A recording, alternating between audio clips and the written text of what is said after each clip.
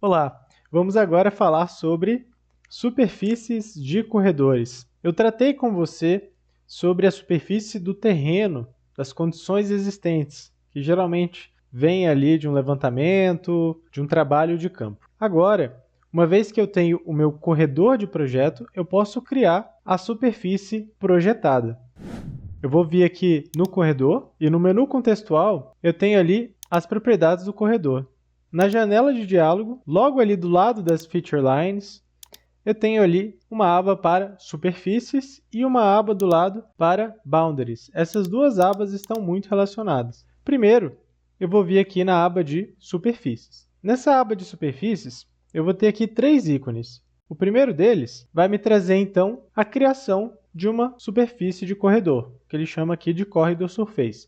Do lado, ele vai ter aqui um outro botão, que é criar uma superfície de corredor para cada link. Então, em todos os links que eu tenho dos meus subassemblies, ele vai criar uma superfície para cada. E o último ali é para organizar o template desse nome criado para a superfície. Primeiro, eu vou vir nesse ícone inicial aqui, criar uma superfície de corredor.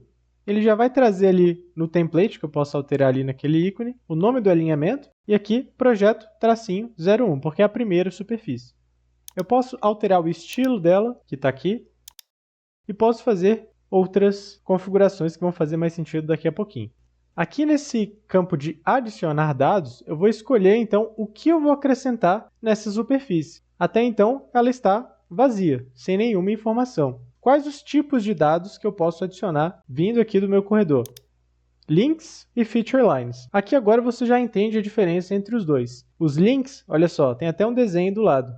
Trata ali dos meus elementos de linha que compõem os subassemblies. Se eu clicar aqui nos links, vão aparecer os codes, os códigos relacionados aos subassemblies que eu estou utilizando no meu assembly.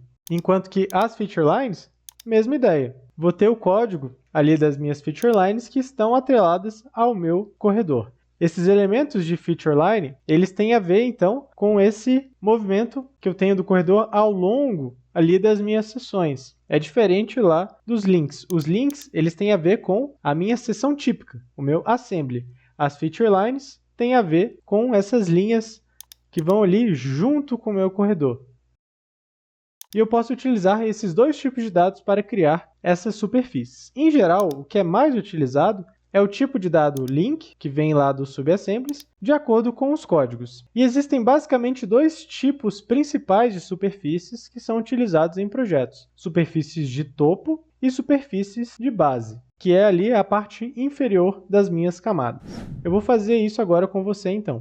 Vou vir aqui, chamar esse aqui, em vez de 01, vou colocar como top, e aqui eu vou adicionar as informações do meu subassembly de links dos códigos de topo. Esse aqui é o primeiro top, eu vou vir aqui no mais, adicionar como item. Tá vendo que ele faz tipo uma árvore, ó? Ele vai adicionando aqui. O que eu tenho mais aqui? Pave, Pave 1, Pave 2. Esse botão aqui, ele permite criar uma superfície para cada link disponível pelos meus subassemblies. Mas, em geral, a gente cria superfície de topo e superfície de base. Só que tem um detalhe. Como eu tenho aqui subassemblies tanto do padrão do civil nativo, em inglês, aparece aqui o top, quanto subassemblies brasileiros, eu tenho que tomar esse cuidado. Olha só, aparece um topo aqui. Esse topo é a mesma coisa do que o top, só que traduzido. Então, se eu estiver utilizando subassemblies que fogem ali do padrão do civil 3D, eu preciso atentar se esses nomes aqui estão relacionados com a camada de topo ou a camada de base,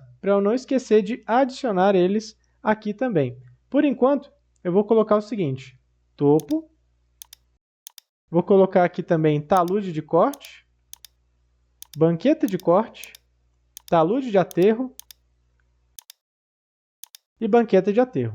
Então, por enquanto, eu vou deixar esses daqui. Por que eu adicionei todos os de talude, sejam eles de aterro ou de corte? Porque o talude é basicamente uma linha. E nessa linha eu tenho ao mesmo tempo a camada de topo e a camada de base. Mas quando a gente fala de pavimento, que eu tenho ali as camadas do pavimento, fica mais clara essa distinção de topo e base. Está sendo contemplado aqui, topo e top.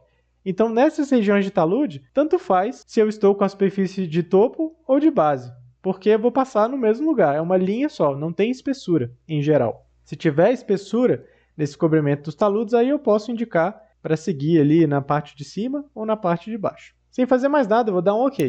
E ele vai criar essa superfície. Vou dar um ESC e eu já estou vendo aqui porque eu coloquei nesse estilo que mostra os triângulos. Vou vir aqui, Object Viewer.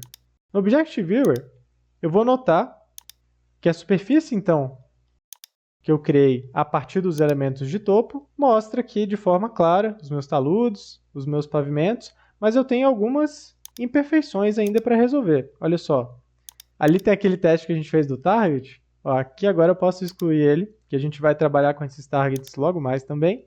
E eu estou vendo que ele está preenchendo essas áreas que não fazem tanto sentido. Por isso é importante a gente fazer algumas configurações a mais que eu vou mostrar para você agora.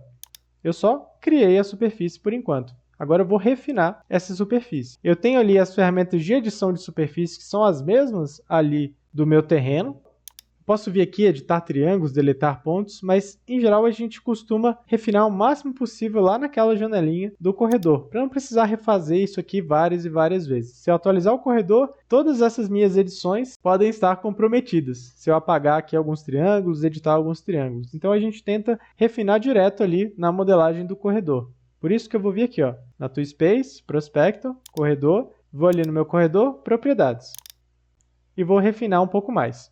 Aqui tem duas opções que são bem importantes. Adicionar como breakline. Breakline é uma linha obrigatória. Ela força com que os meus triângulos passem respeitando uma determinada linha. Eu te mostrei isso com o exemplo lá da linha de talude. Então aqui eu vou marcar todos esses pontos aqui. Por quê? Para afirmar na minha malha de triângulos que eu vou passar exatamente por essas regiões, para não ter nenhum problema. E aqui do lado eu tenho uma outra coluna que se chama Overhang Correction, que essa coluna aqui, ela tem duas opções, Top Links e Bottom Links, ou seja, links da parte de cima e links da parte de baixo. Aqui, como é a superfície de topo, eu vou colocar aqui Top Links. O que é essa correção? Basicamente, se ele chegar em alguma assembly ou subassembly que não tenha a informação de topo, top, talude de aterro, talude de corte, banquetas e etc., ele vai forçar para a triangulação passar na camada de cima ali do meu assembly. É uma correção que ele faz automático, que eu posso então evitar esse problema se eu tiver alguma configuração faltando no meu assembly. E a mesma ideia eu aplico ali para a camada de datum. Vou vir aqui, minimizar, adicionar outra superfície, vou chamar ela de datum, que agora é a minha camada de base, e eu vou adicionar aqui então datum, tudo começando com maiúsculo e o resto minúsculo, datum tudo maiúsculo, os mesmos lá do talude, o talude de corte, banqueta, talude de aterro, banqueta aterro, vou marcar todos eles como breakline, da mesma forma, e aqui a diferença é que eu vou colocar como bottom links, que são os links de baixo. E com isso, você vai perceber que eu tenho agora na ToolSpace, aqui no Prospector, as duas superfícies aqui. Ó. Eu tenho o terreno natural que veio do Data Shortcuts, e aqui a minha superfície de topo e a minha superfície de datum.